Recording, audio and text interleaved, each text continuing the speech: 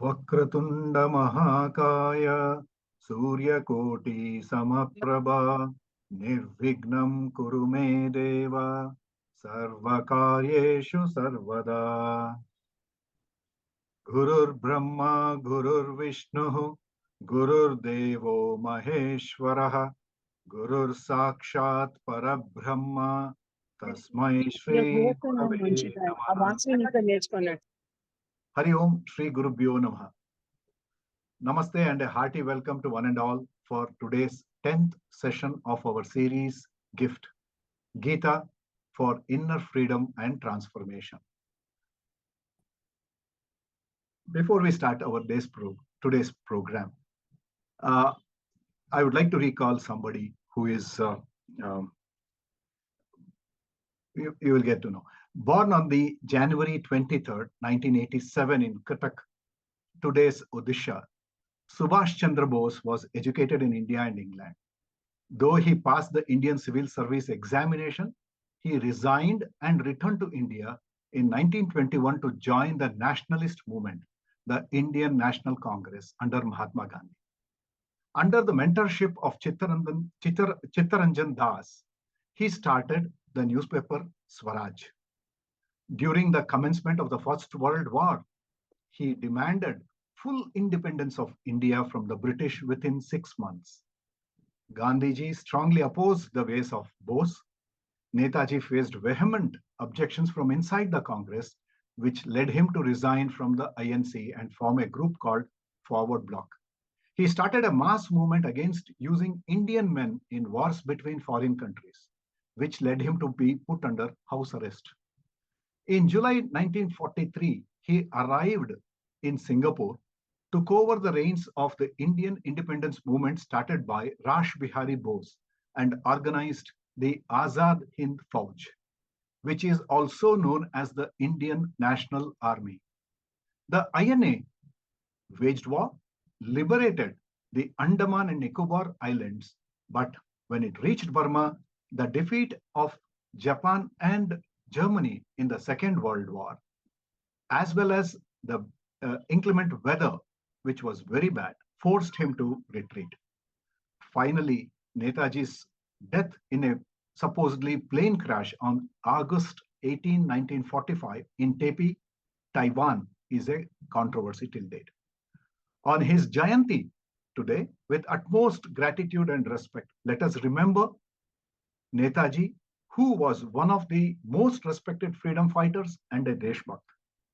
Coming to our today's session, in verses 64 to 69, Lord Krishna continuing to explain how a Grihastha remaining in Grihasthashrama, pursuing the path of Karma Yoga, should develop sense control. Sense restraint is conducive for a steady knowledge, leading to peace and happiness. These verses shall be presented and explained by Srimati Purnima, Dr. Netravati, Srimati Padma Chandrasekhar, Dr. Ahalya, and Dr. Srinivas Rao Noti. Let us start with a brief introduction to the day's topics by Dr. Anupama, who shall also be moderating today's session. Dr. Anupama, please. Om Shri Gurubhyo Namaha. Today we will be discussing chapter 2, verses 64 to 69. These verses deal with Sthita Prajna, Lakshanani, and Sadhanani. The sadhanas to become a Prajna are Shravana and Manana. The sadhana for converting Prajna to Sthira Prajna is primarily Nididhyasana. To enable Nididhyasana, one requires two secondary sadhanas, namely Dhamma or Indriya Nigraha and Shamaha or Mano Nigraha. In the previous verses, we have seen how lack of Indriya and Mano Nigraha drags one down spiritually, starting with Vishaya Dhyanam, Vishaya Sangaha, Kama, Krodha, Sammohaha, meaning temporary delusion, Smriti Brahmaha, or permanent delusion, Buddhi Nasha, and pranasha. What is pranasha? Pranasha means the jiva is destroyed. This is a figurative death. He becomes animal-like because he is no longer fit to achieve purusharthas. This is spiritual destruction. Madhusudan Saraswati in his Gudhartha Deepika has said, Buddhi means Atma Jnanam or Prajnam, and Buddhi Nasham means Prajnam has not become Sthira Prajna. Lord Krishna in these verses establishes the importance of Indriya Nigraha by twofold reasoning, Anvaya and Vyatireka. Anvaya is advantages of Indriya and Mano Nigraha. Vyatireka is the negative consequences of absence of Indriya Nigraha. Dr. Vasumati will now explain verse 64 for us. Madam, please. Om Shri Gurubhyo Namaha. The verse 64 goes like this. Ragadvesha viyuktaistu vishayanindriyaishcharan atma vasher vidheyatma prasadam adhigacchati. Next slide, sir. The word says a person has to practice Indriya Nigraha, that is sensory restraint. Sense organs cannot be suppressed because we have to use them in all our transactions. Therefore, here Nigraha means only regulation or direction. Krishna wants to say the sensory operations can be governed by two masters, one good master and another bad one. One master is the raga dvesha of the mind, which determines sensory operation, that is called svabhavika pravrittihi, otherwise called prakrata pravrittihi. And there can be another master, and that is the shastram, the do's and don'ts, or so to say, dharma and adharma of the shastram. One uses the shastric norms for his sensory operation. That is called Shastriya Pravrittihi or Samskrita Pravrittihi. Sense control or Indriya Nigraha therefore means avoidance of Prakrita Svabhavika Ragadvesha Janya Pravrittihi and following Samskrita Shastriya Dharma Adharma Janya Pravrittihi. Krishna defines Mano Nigraha as the mind avoiding Vishaya Dhyanam.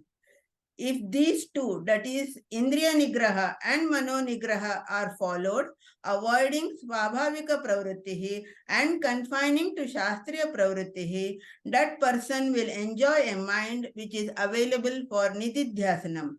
And a mind available for Nididhyasanam has got Chitta Prasadaha. Let us go deeper in the light of Bhashyam. The first word in the verse is Raga Dvesha Vyuktaihi. Literally means free from raga and dvesha. This expression means the sense organs which are free from raga dvesha. The raga dveshas always belong to the mind. Sense organs do not have raga or dvesha. Shankaracharya says, though sense organs do not have raga dveshas, they have got the influence of the mental raga dveshas. Then the next question is, how do you say the sense organs have the influence of raga dveshas? Shankaracharya says, raga dveshas are the purusaras, that is karanam for indriyana pravritti. In other words, every sensory operation is a product of the raga dvesha of the mind. And here Shankaracharya wants us to be careful. If a person does Sandhya Vandanam in the morning, that is not Raga Dvesha Purasara, but it is Shastra Vidhi. Therefore, we cannot say all the activities are caused by Raga Dvesha. Shankaracharya adds an adjective Svabhavika Pravrittihi. All the natural and instinctive sensory operations are the products of Raga Dvesha. For the one who wants to convert prajna into sthita prajna, such a seeker should make the sense organs free from the pressure of raga dvesha which come from the mind. Next slide. The sense organs represent not only gnanendriyas but the dasha indriyas which must be free from the pressure of raga dvesha. What does that mean? all Swabhavika pravrittis, that is, natural and instinctive activities must be given up, and only those activities which are permitted by the Shastra must be allowed. If certain activities are not prescribed by the Shastra but are unavoidable for my living, they can be pursued. All the sensory operations must be filtered by asking two questions. Is it permitted by Shastra? And is it unavoidable for my living? If it is not permitted by Shastra and if it is avoidable, then we should say no to such activities. This is possible only when the sense organs are under my command. Therefore, Krishna says, Atma Vashehi. The sense organs should be under the control of the mind. Here, the word Atma means mind. Next slide. Videyatma means the one who has his mind under control. Only then the mind can control the sense organs. Mind is the supervisor to control the sense organs. Therefore, Krishna says, sense organs are supervised by the mind and the mind should be controlled by the Shastra-soaked intellect, informed intellect or discriminative intellect. That is said here as Videya Atma, that which obeys the intellect. Shankaracharya clearly says here, Atma is equal to Antakarnam. Therefore, the total picture is, the sense organs are controlled by the mind and the mind is controlled by the intellect. Thus, both the sense organs and the mind are controlled. Such a person is called Yuktaha. Then what will happen? Krishna says one can live peacefully. Ayam prasadam adhigacchati. Such a person attains tranquility at all levels. Sensory tranquility is there. Emotional tranquility is also there. It will be a stress-free personality. What is the meaning of the word prasadam? Prasada is equal to prasannata is equal to swasthyam. That is being comfortable with myself. Thus, prasadam adhigacchati means one will get a stress-free state of personality when he follows Indriya Nigraha and Mano Nigraha. Hari Om Sir, Shri Gurubhyo Namaha. Thank you. Thank you very much, Matt. That was a very nice explanation. Thank you, ma'am. Just revising, verse 4 is an Anvaya mantra. In this verse, we see the positive effects of Indriya and Mano Nigraha. Raga, Dvesha, Vyuktaihi. What is the meaning of Charan here? Charan here means Upalabhya Mana. It means perceiving or experiencing. Normally, we think Charati means going, but it also means knowing and perceiving. As Madam just said, often we need to hold ourselves back and ask ourselves the question, is what I am doing permitted by the Shastra? Is what I am doing absolutely unavoidable for my existence? This is called Atma Vashehi. Here, Atma means mind. The Jnanendriyas and Karmendriyas should be under the control of the mind. What is the meaning of Videyatma? It means one whose mind obeys the intellect. Only if one has control over his mind, he can control his sense organs. And only when the sense organs are supervised by the mind and the mind is supervised by Shastra-imbued intellect, a person becomes a Yukta Purusha. What is the result? Ayam prasadam adhigacchati. Such a person attains tranquility at all times, in all states of challenges of life.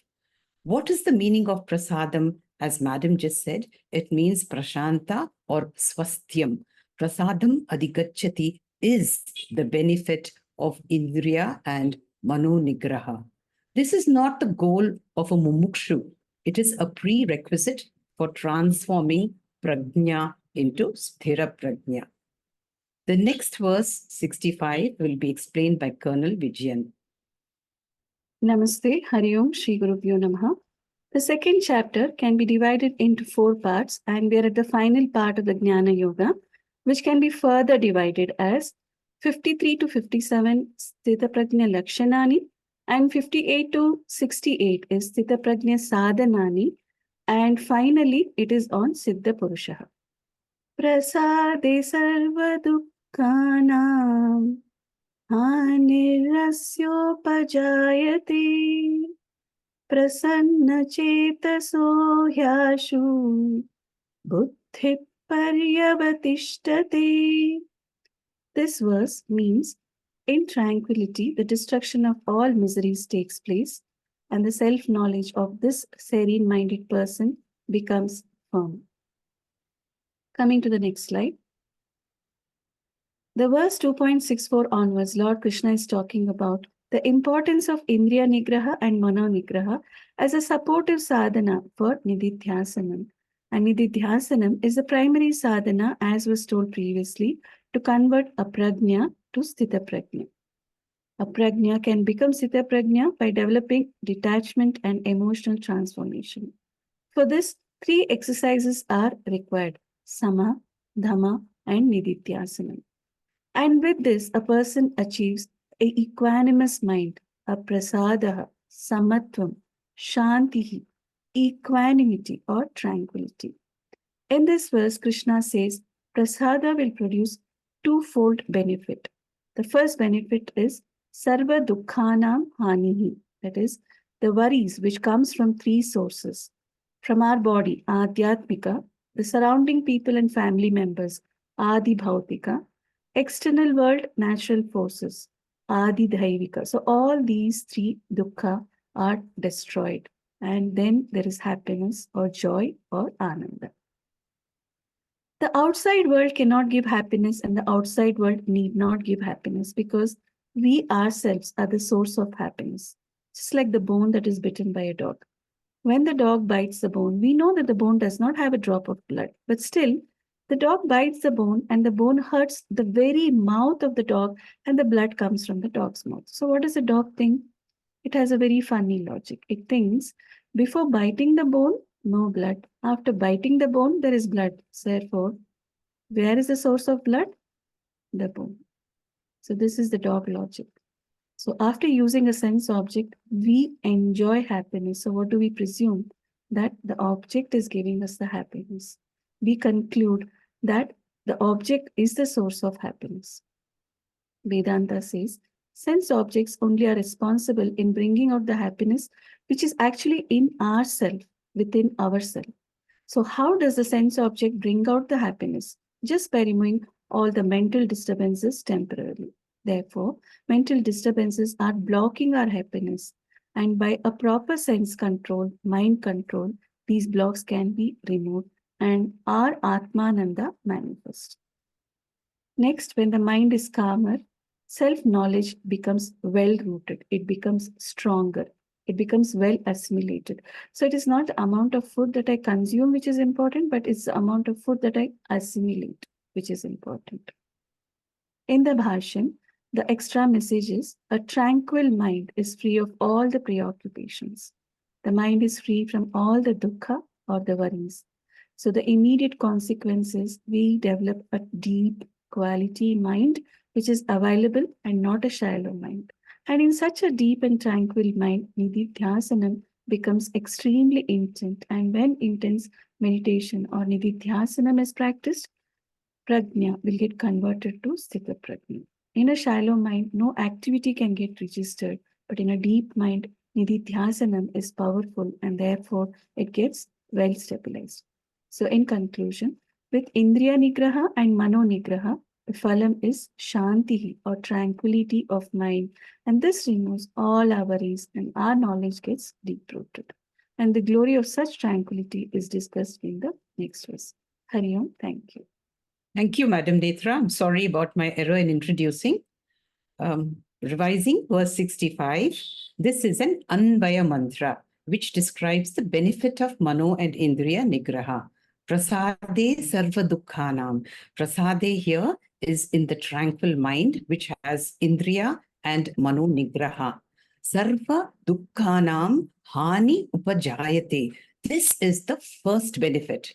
This means all stress, As Madam just said, from Adhyatmika, Adi Bhautika, Adi Daivika, Hani, just vanish. From whom? From that sannyasi who has rejected clasp, controllership, anxiety, and special prayers.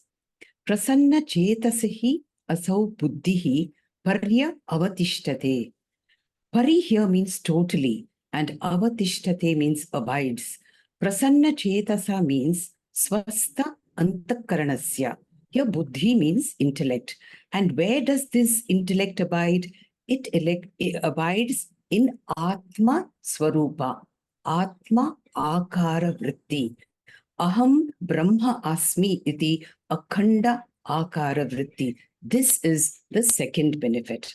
So, connecting with the previous verse, a person with Raga Dvesha Rahita Indriyani, and hence Prasanna Chet Avastita Buddhi means Krita Krityata Bhavati, means he has total fulfillment. He is a Jivan Mukta.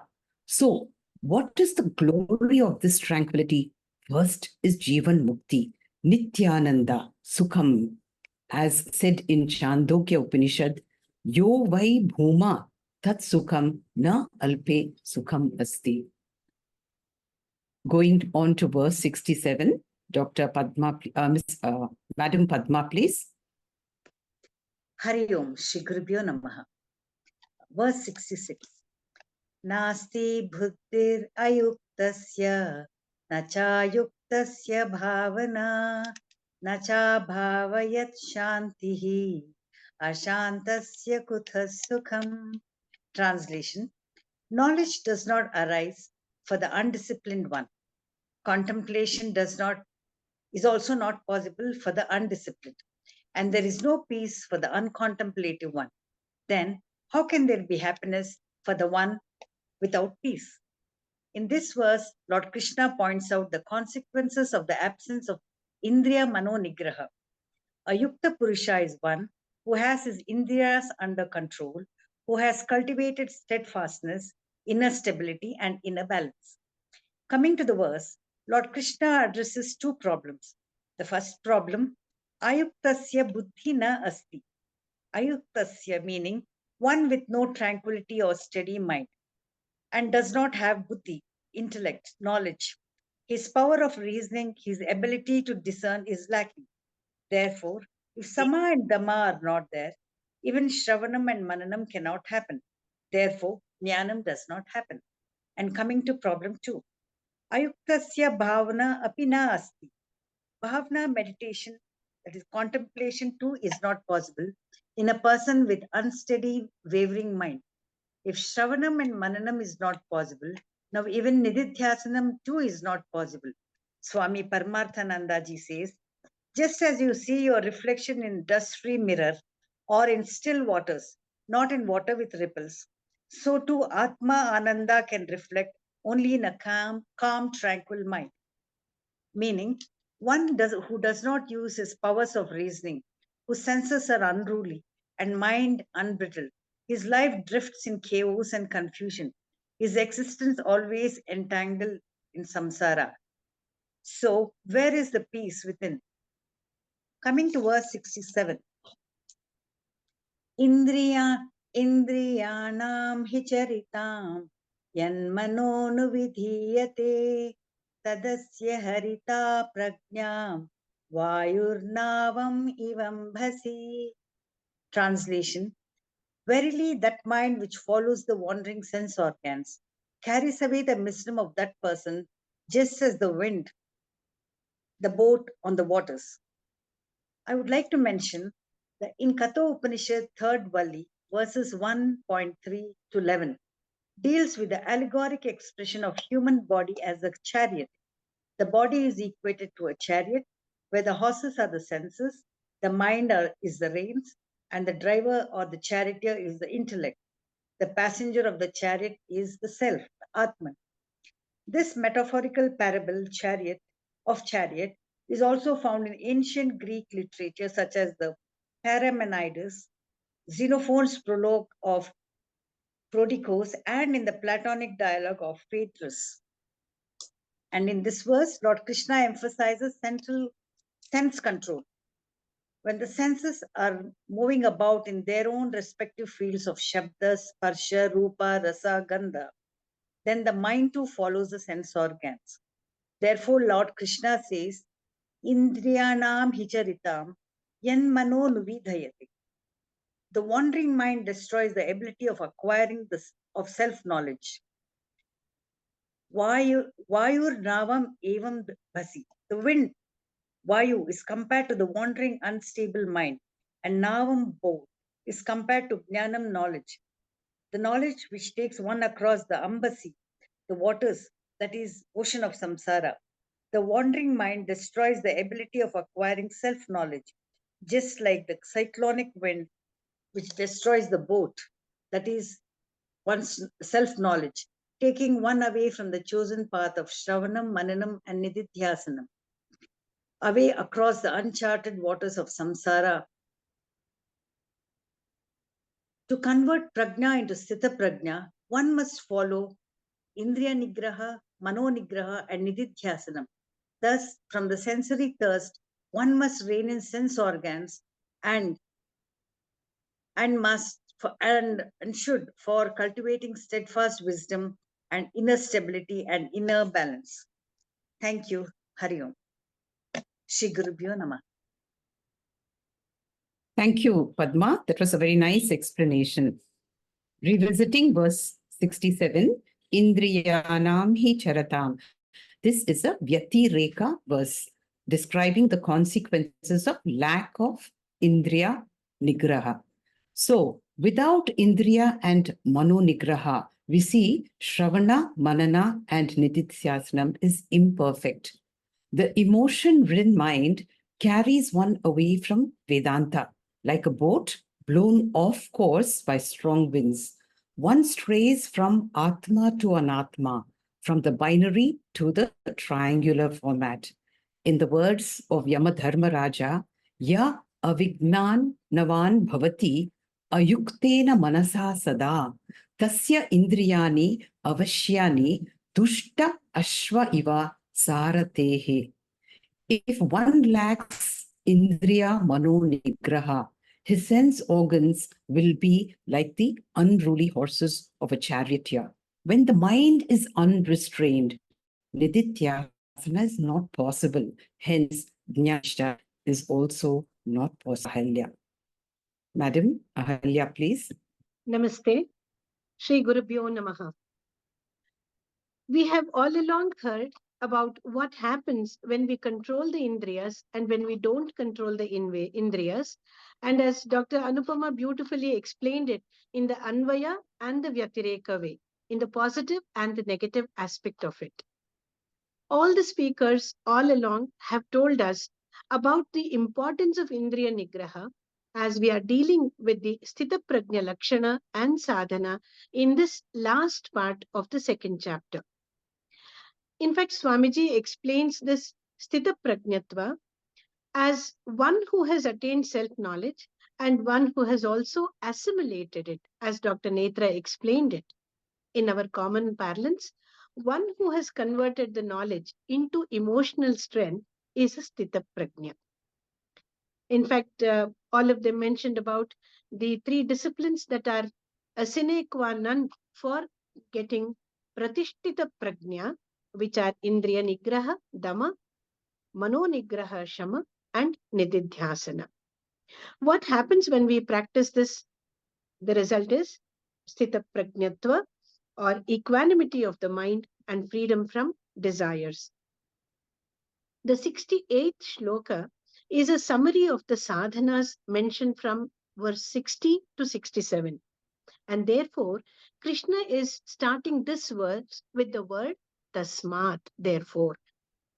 Tasmad yasya mahabaho nigrihitani sarvashah indriyani indriyartebhyah tasya prajna pratishtita. The meaning is, O Arjuna, therefore the knowledge of that person whose sense organs are completely withdrawn from the sense objects becomes firm. Let's now understand the Anvaya and the Shankara Bhashya wherever possible. Tasmat is the first word. Indriyanam pravrittau doshaha upapaditah yasmat. Since we heard the evils arising from the activities of the sense organs so far, therefore, hence is what Krishna is telling us. Mahabahu, O Arjuna. Arjuna was a great warrior, winning many battles outside. And here he stands with a major battle inside his mind. So it could refer to any of us who can win over situations outside, but may not be our own emotions and mind many times. So Mahabahu could be any of us. Tasya. The Bhashyam says yatehe, the sannyasi. Let's look at it as any sadhaka. Prajna, wisdom or knowledge of that person. Pratishtita. The word is not just tishta, but pratishta. Prakrishtena tishtati iti pratishtita. It is not just established, but very firmly established. Yasya, in whom? Indriyani, in whom the sense organs. Sarvashaha, in whom the sense organs in all their varieties. As the Bhashyam says, Sarva prakaraihi manasadi bedaihi. In all their varieties differentiated as mind, jnanendriya, karmendriya, etc.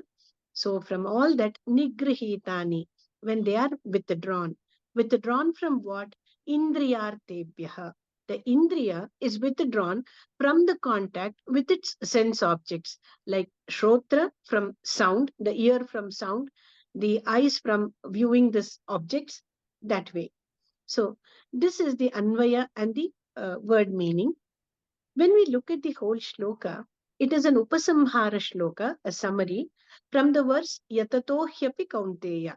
So all along Shama Dhamma has been spoken of.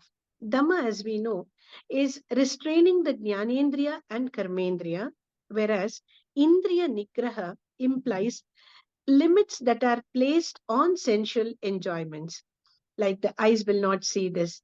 So this is to cut the contact between the Indriya and the Vishaya. The first step towards Atmajnana is control of sense organs and mind. Control here does not imply suppression of sense organs. That's something very important for us to note. None of the Shastras talk about suppressing anything. It is always done in a very dexterous manner. As we know, yogaha karmasu kaushalam or manaha prashamanopayaha yoga ityabhidhiyate. So there is a dexterity, a tact in handling these sense organs. It's neither an answer to mastery over the sense organs, suppressing, nor is it good for mental health. On the contrary, uncontrolled expression of raw emotions is also not permitted. That is dangerous. Then what do? Gita prescribes an intelligent regulation. Swamiji gives the example of a river. If we stop a flowing river, it will flood the areas surrounding it.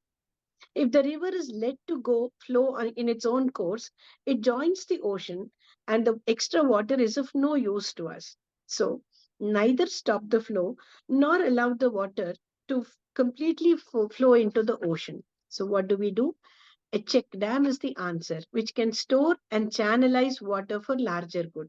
In a very similar way, Gita prescribes regulation or channelization of Jnanendriya. Nigraham is what happens with that Nigraham. Tasya prajna pratishtita. As Dr. Anupama, while introducing the topic, said, prajna with Indriya Nigraha and Nididhyasana leads to pratishtita prajna or sthira prajna, firmly established knowledge. Mankutimana Kagga by D.V. Gundappaji is known as the Kannada Bhagavad Gita. A verse on similar lines comes to my mind. ಇಂದ್ರಿಯಗಳೊಳು ಬಾಳಿ ಜೀವ ಪಕ್ವಂಗೊಳ್ಳಲಿ ಇಂದ್ರಿಯಂಗಳ ಮೀರಿ ಮೇಲೇರಿ ಜಾಣಿಂದ ಇಂದ್ರಿಯಂಗಳ ನಾಳಿ ಲೋಕವಂ ಸಂತೈಪ ಬಂಧು ಜೀವನ್ಮುಕ್ತ ಮಂಕುತಿಮ್ಮ. ಇಂದ್ರಿಯಂಗಳ ಮೀರಿ ಮೇಲೇರಿ ಜಾಣಿಂದ. All the knowledge we get is through the indriyas, the entertainment, etc. is all through that. Even while living through them, At a point, we go beyond them, not yielding to the Indriya, we go beyond them regulatedly, tactfully. Janinda is the word used there in Kagga, much like the verse 68. So, with this Shama, Dama, and Nididhyasana, let's listen what happens next to such a Pratishtita Prajna Vyakti. Namaste. Thank you. Thank you, Dr. Ahalya. That was such a comprehensive explanation of this verse. As you just said, this is an Anvaya verse. Nigrahitani sarvashaha indriyani. When one's sense organs are, remember, totally, comprehensively, and with full mastery, without any suppression, when the sense organs are restrained from sense objects, one's jnanam, jnana nishta. Yasya indriyani, indriya artebhya prajna pratishtita. Moving on, we go now to verse 69. Dr. Srinivas Rao, please. Thank you, madam. Harihi Om, Shri Gurubhyo Namaha. This verse is like this. Yanisha sarva bhutanam tasyam jagarti samyami yasyam jagrati bhutani sanisha pashyato munehe. So this verse, the meaning of this verse is very simple meaning. The words are not complicated. The first half of the first sentence, Yanisha sarva bhutanam. So whatever is night for all the beings, sarva bhutanam means all living beings. Ya Nisha, whatever is night. Nisha, Ya means whatever. Nisha, Nisha means night. It's a strilinga word. So Ya is used. Yaha, it's not Yaha means Yaha would have been pumlinga word. So it is a Nisha is a strilinga word like Rama. So like Nisha. So Ya is used. Yavudu ರಾತ್ರಿ ಆಗಿದೆಯೋ ಸರ್ವಭೂತಗಳಿಗೆ ಎಲ್ಲ ಭೂತಗಳಿಗೆ ಎಲ್ಲ living ಬೀಯಿಂಗ್ಸ್ಗೆ ತಸ್ಯಾಂ ಜಾಗರ್ತಿ ಸಂಯಮಿ ಅದರಲ್ಲಿ in that ಸಂಯಮಿ ಸಂಯಮಿ means here the discussion is going on about ಇಂದ್ರಿಯ ನಿಗ್ರಹ ಅಂಡ್ ಮನೋ ನಿಗ್ರಹ.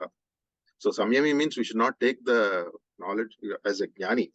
ಸೊ ಸಂಯಮಿ ಮೀನ್ಸ್ ದಿಸ್ ಇಸ್ ಎ ಪ್ರಥಮ ಸೋಪಾನಂ, this is not ultimate ಸೋಪಾನಂ.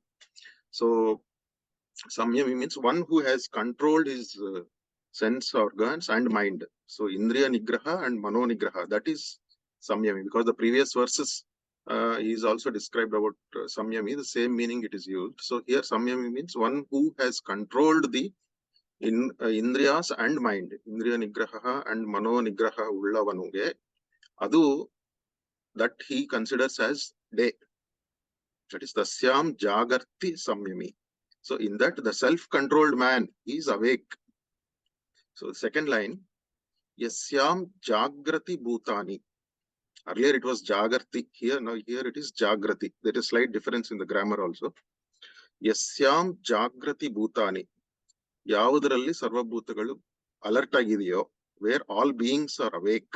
That is Yasyam Jagrati Bhutani. Sa Nisha Pashyato Munehe. That the Muni, he is not telling, the Lord is not telling Jnani, he is telling Muni. So he is seeing Pashyato, Pashyataha. Visarga is becoming Okara here. The Muni is seeing this day as night. So that's the meaning. Basically, what he is telling is, what an ordinary man, that is Ajnani, one who does not have knowledge, what he thinks is day, the controlled man, not Jnani, one is Ajnani, the other person is not fully Jnani. So we should, that is very important here in this verse. To explain this verse, this difference has to be understood. So we also should understand that this control of the mind and control of sense organs, they are the Pratama Sopanam, first step. Not, there are still many more steps. Still after this Mano Nigraha and Indriya Nigraha, then Vivekam, then Vairagyam, then it goes on and on, at least a few more steps, and then we get Jnana. Jnana means Atma Jnana. So, so the meaning is, so whatever the ordinary ignorant man is seeing it as day, the controlled, the man who has controlled his Indriyas and mind is seeing it as whatever he is seeing it as night, the Samyami is seeing it as day, and whatever he is seeing it as day, the Samyami is seeing it as night. So this is generally explained as the Ajnani is into the worldly existence. He wants to earn money, take care of his family, children, spouse and children, and all these things. He is active in these regular words. So this he thinks it as a day, that is the worldly existence.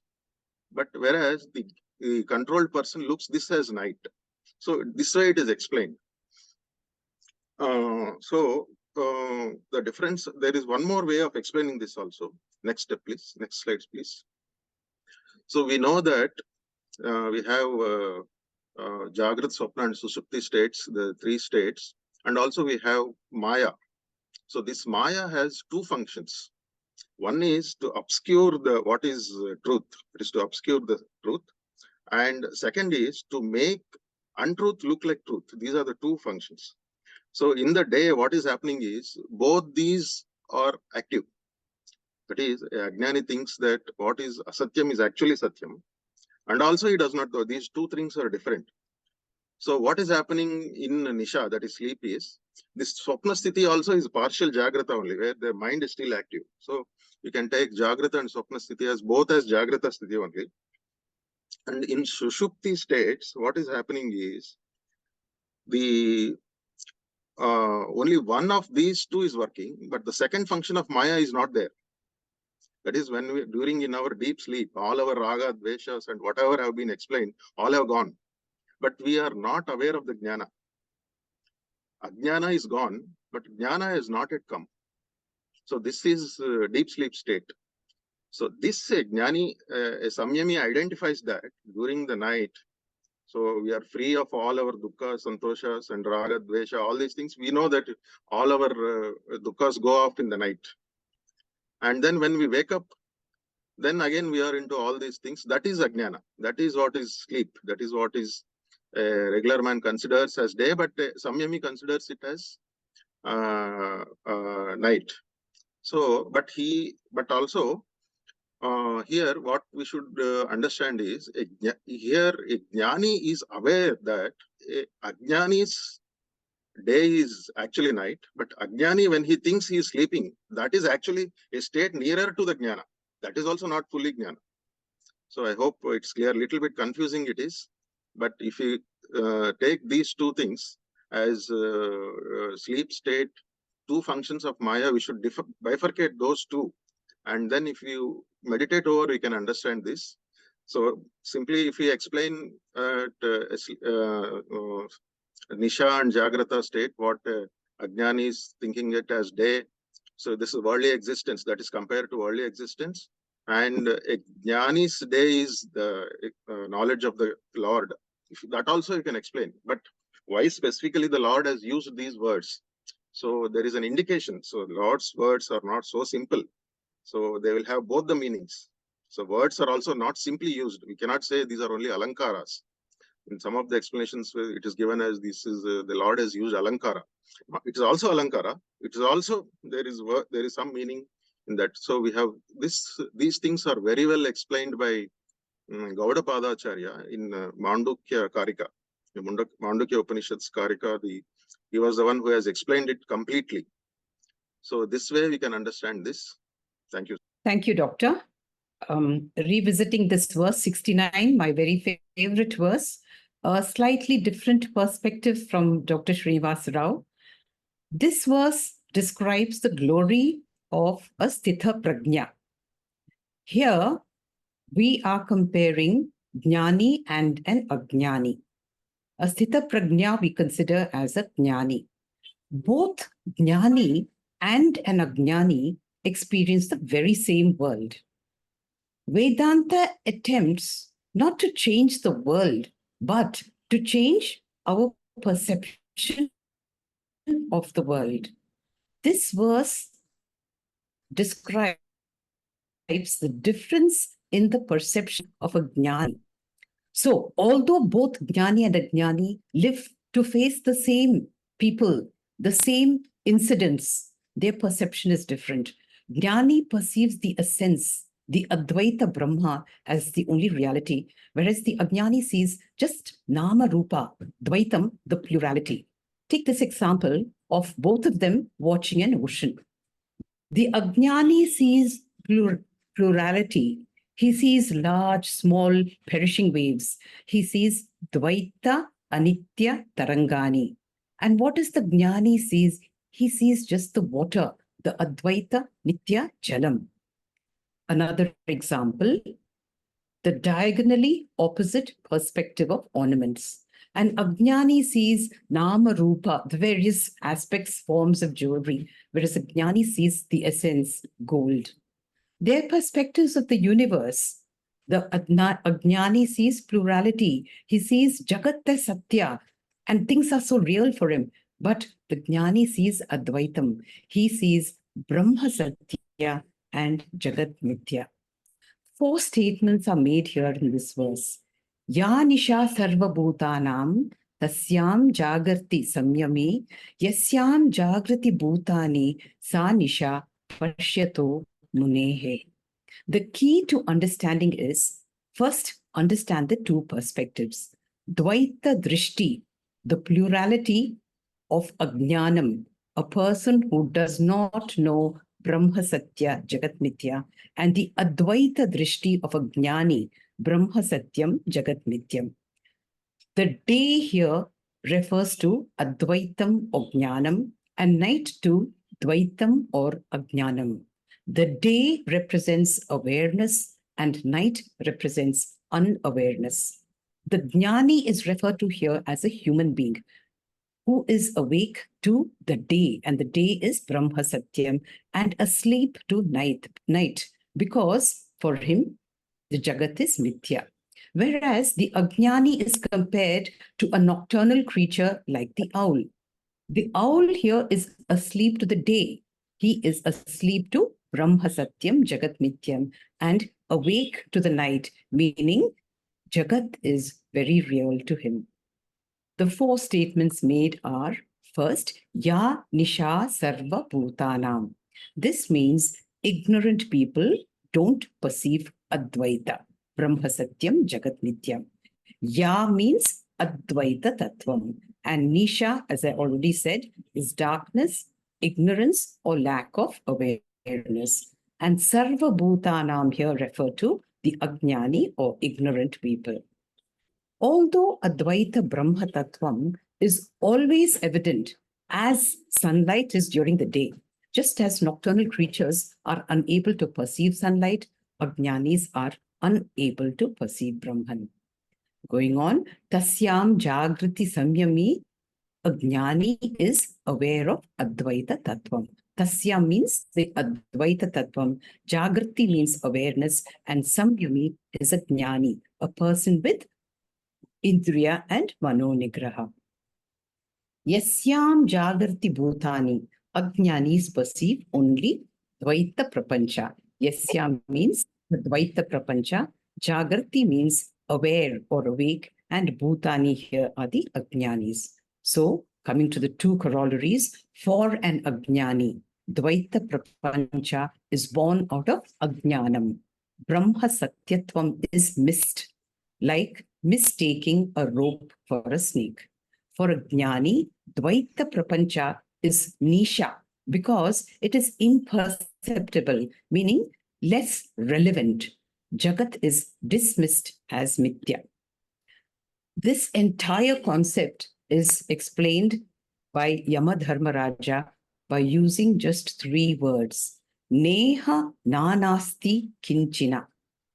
Knowledge of Brahman, he says, eliminates Mula Avidya. It falsifies the world as Mithya. The kincha, that iha kincha nana na asti. Here nana means plurality. He means there is no plurality.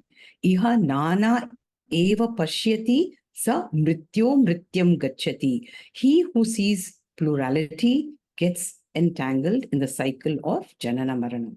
Thank you. Friends,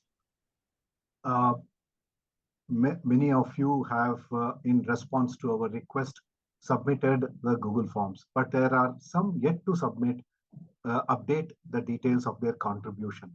I request once again for those who are yet to submit to update and submit the Google Forms. If you have any difficulty, you can reach out to us either on the phone or on the email, details of which are there in the slide. Now, hearty thanks to all the participants who have joined us for today's session. I thank Dr. Anupama and all speakers for their excellent presentations. Continuing our study of Kathopanishad, we shall be back with our 12th session on Friday, the 26th of January 2024, with verses 1 to 5 of Pratama Adhyaya Tritiyavalli. Remember to join us on time and benefit from the enlightening knowledge of Kathopanishad. This brings us to the end of today's program. Let us conclude with the Shanti Mantra. Om Purnamada Purnamidam Purnat Purnamudachyate Purnasya Purnamadaya Purnamevavashishyate Om Shanti Shanti Shanti Harihi Om Shri Gurubhyo Namaha Harihi Om Shri Krishna Namaste.